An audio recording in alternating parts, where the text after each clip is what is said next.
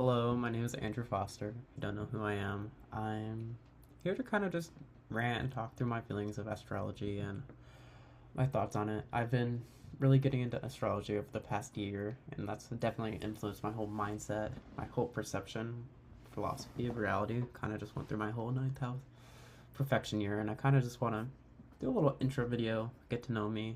I feel like you should know who you're talking to if you're like watching this. But I just want to talk a little bit about me, my thoughts, because I'm very sporadic, very Sagittarius. I have a lot of pots going on the stove. I'm a musician. I'm a chemist. I'm into astrology. Do yoga, and then I just do a lot. So this is just a little get to know me and rant about my chart. And if you have annoying aspects in your chart that you want to rant about in the below, leave a comment. I should reply. I want to get to know anyone that's interested in this, and I just want to talk and make sure like my philosophy of astrology is not crazy, and it's nothing. Everything is in your own power, in your control. You can manifest your own reality, and this isn't like I'm not restricted by this, but it is an informative tool for me to help live my life, shape my actions, and do the best. So I just want to rant. I have a few bullet points listed because I was just ranting one day, but Sag Sun, Gemini Rising, Aries Moon, if you can't already tell. But like also a Sag Cups. It's like I was almost a Capricorn, but like the Sag Stellium. Okay, we'll get into that. So first I just want to say my chart ruler is Mercury, because I'm a Gemini Rising. That's how it works. But my Mercury, so that means it's a little more significant for me because my chart ruler is in detriment in Sagittarius, which is like because rather than being 12 signs where you get like 6 sister signs or 6 pairs of signs or 6 pairs of houses.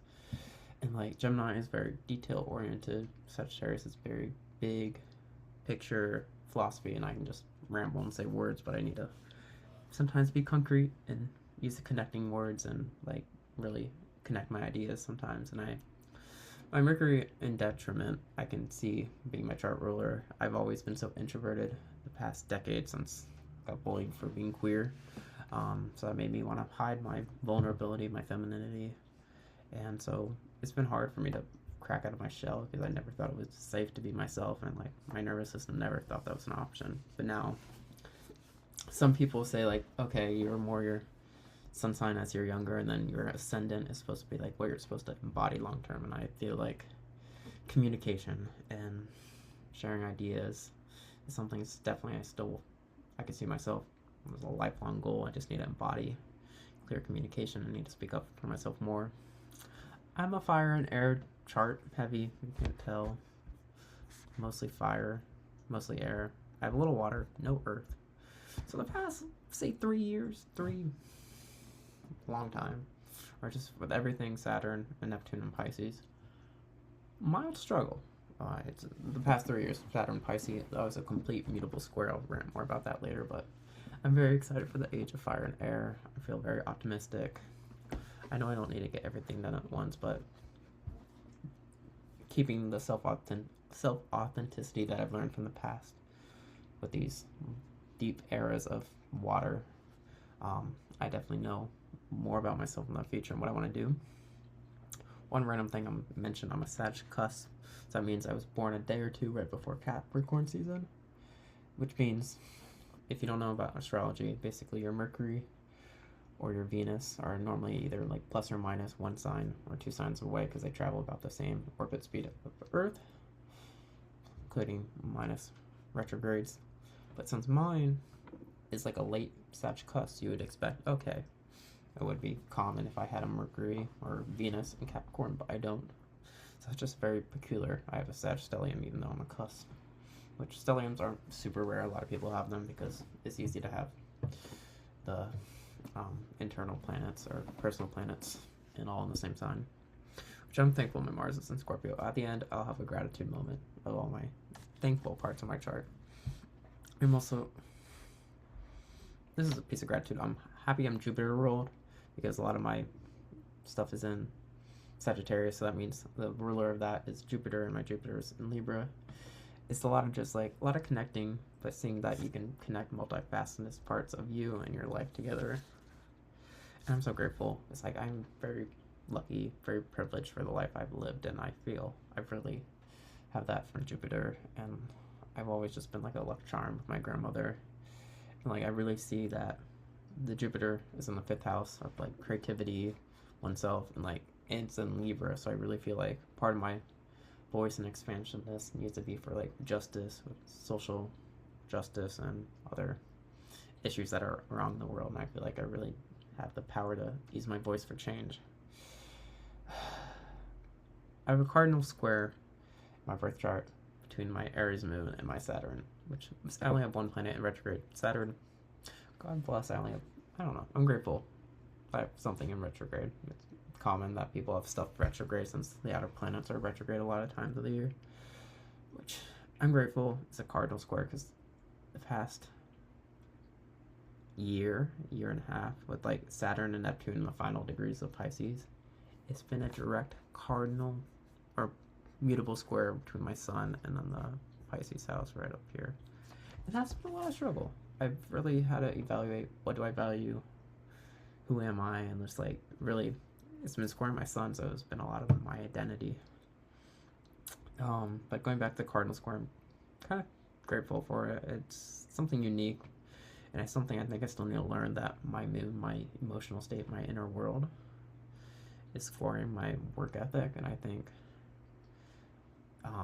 Saturn in retrograde, of course, I'm Jupiter ruled, so I don't have a strong relationship to Saturn like most people, or some people. I know people struggle when you're younger, but I'm thankful I'm not very heavily Saturn ruled, because respect to those people. Respect, because it's not easy. I've seen that.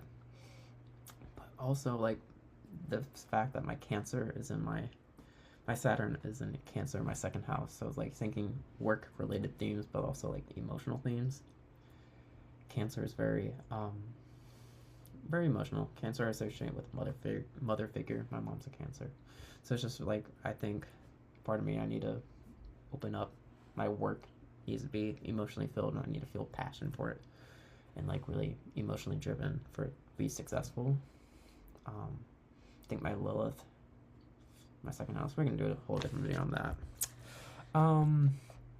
But if anyone has any other thoughts about the Saturn in my second house, please let me know, because I need to work on my relationship to Saturn. I'm actually more excited this year for my like second Saturn square, where Saturn will be in Aries, but it'll be squaring my natal Saturn. I'm actually more excited about that because it's going to be trining most of my Sag placements, and like I have a birth cardinal square on my Saturn, so I'm like, hopefully that'll be better than, because technically it's been trining my natal Saturn in Pisces, but it's been worse for the mutable Sag part. That makes sense. Does anyone else agree? Like the grand water trines in the past, like fall 2025, were not a great time always for me. One other thing, I have Pluto conjunct my sun, and then opposite my ascendant, which I use vaguely, just because it's not like an exact conjunction or opposition, as like the 3-degree orb would say.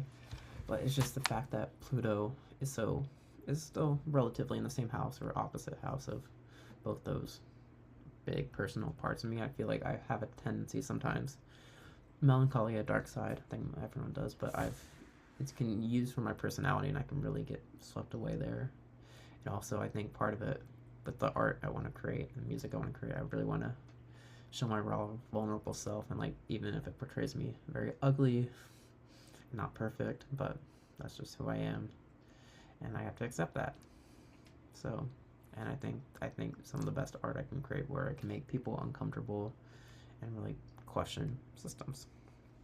And I don't work crazy amount with the decans, but of course Sag and like Gemini are supposed to be the most fun, wild signs, like either very hit or miss. Some people like never date a Sagittarius, cheater, never date Gemini, like, or two-faced bitch. Like those allegations, but they're like kind of can be true if you're in detriment or in not in an empowered state. If you're like just, we're all human, we all mess up, and I think using astrology to be mindful of that and be the better version of each sign or better version of yourself. It's great, but just want to rant because each decan, there's 3 decans per like every 10 degrees of each sign. So the decan of 10 to 20 degrees of Gemini is the 9 of Swords.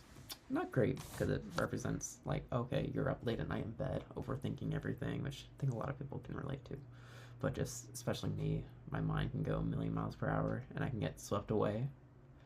And I just like, I realized thinking can be a trap. So I definitely need to work on that. Sorry, laundry just went off. And then the second decan, or the third decan of Sagittarius is the Ten of Wands, which is just, it's a man pushing like relentlessly like these swords and sticks up towards the city. And it's just, the city so far away and he doesn't realize because the swords are bearing his eye, and he's just working relentlessly and he doesn't know what exactly he's working for. I think this kind of resonates with the Capricorn cusp. I have a lot of good work ethic. I graduated valedictorian. I'm doing 2 degrees. It's just been so much, and I've learned sometimes maybe I need to let go and not always just work endlessly.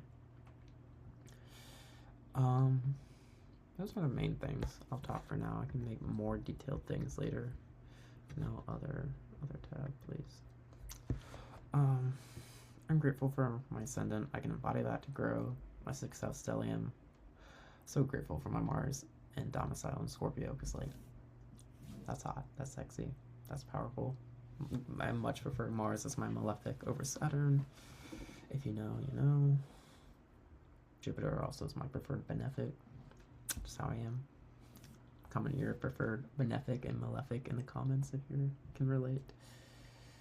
I'm just very grateful. I'm grateful also my North Node is in Aries. I think I definitely need to embody initiating things, starting things, speaking up for myself, because I've been more of a passenger or a good gay best friend in people's life, and I need to be my own self and embody that. I'm really grateful like my sun and ascendant are on the same axis, like opposite sister signs, so I can really either horoscope I hear kind of relate to either. Grateful for the Age of Fire and Air coming, and yeah, I'm grateful for my 9th house of Aquarius and this like past 9th house perfection year. I've really grown so much and thought about my thoughts astrologically, but now I need to actually share them, make them a little more coherent. This probably wasn't the most coherent video, but if you followed along, thank you. If you have questions, I'm happy to explain or break things down or teach what I know and disseminate it better. Mercury's in detriment, so I'm trying to work on better communication, but we're getting there. Comment your chart or any major aspects you want to rant or be grateful in the comments below. Happy to start a community or just be your astral weirdo bestie that also can relate or can't relate. But yeah, thanks for listening if you made it this far. Stay beautiful, people. And yeah, yippee-ki-yay. Take care.